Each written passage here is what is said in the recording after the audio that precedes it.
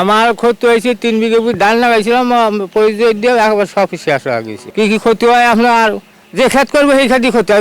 পানি বাড়ার জায়গা নাই, নাস্তা নাই, সরকারি জায়গা থাকতে আপনারা বাড়িতে থুইছেন, আমরা জনগণ বাড়িতে থুইছি।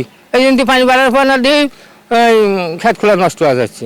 যে বাজ খেত করছে যারা, তার বাজ খেত নষ্ট হয়েছে, যারা ধান করছে তাদের ধান নষ্ট হয়েছে, যারা কচু খেত করছে তাদের কচু নষ্ট হয়ে যাচ্ছে। পানি ফালিতে সবই নষ্ট হয়ে যায়। কৃষক তো 2-300 কম হয় নাই কৃষির পক্ষে, তাতে তো কেউ আসে না। আমরা কই মানুষের কাছে, বড় বড় কাছে তারা কোনো এলাই করে না। পানি আসে আমাকে সবই, হাঁস কন, মুরগি কন, ছোট ছোট বাচ্চা কন, আমরা সব বড় মানুষ অসুস্থ, খেত খোলা, ছাগলগুলোই দেখেন মরি মরে যাইতেছে পানির ভিতরে। আমাকে 2 বিড়ি এত মানে ঘরের বড় বড় ভিতরে পানি। আমাকে স্বামীরা মাঠে ছয় কাজ করে, শুটকালে বই রাহি পরের জমি আমরা রাহি, তাই ধান পান জমে হেতো আমাকে তলা গেছে না, মাঠে দেখতে আলাপ করে পড়া নষ্ট হয়ে যায়। আমরা যে কোনো সরকারের কাছে, যেই সরকার হোক না আমাকে কোনো আপত্তি নাই, কিন্তু আমার আপত্তি আমাকে দিকে একটু তাহালি, আমাকে একটু সাহায্য দিলে আমরা বাঁচবো, আমরা ভাগবিনি মারা যাবো। কাল কি বোর 8জন 5টার সময় লাইন ধরি, সেই 8টা চাল উঠবে যায় না, খাই স্টাক করে মরা অবস্থা। কিন্তু আমাকে একটা কাঠও কোনো নতুন করে কেউ দেয় না যে আমরা হেটা খাই একটা বাঁচবে। 10 টাকা যে কাঠ কি দিবি।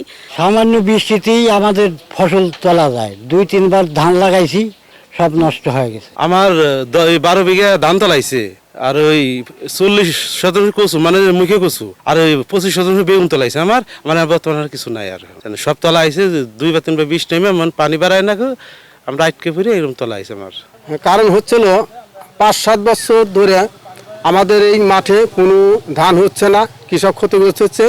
আগে এই খালটা ক্লিয়ার ছিল, এখন এই খাল ভরাট করে অনেকেই রাস্তা করছে, বাড়ি যাওয়ার পথ করছে, মার্কেট করছে।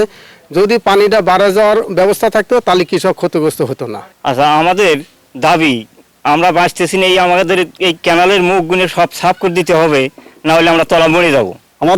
আমাদের এই বছরে বছরে ধান গুনে মাঠের সব ধান তোলা যেতে বৃষ্টির কারণে।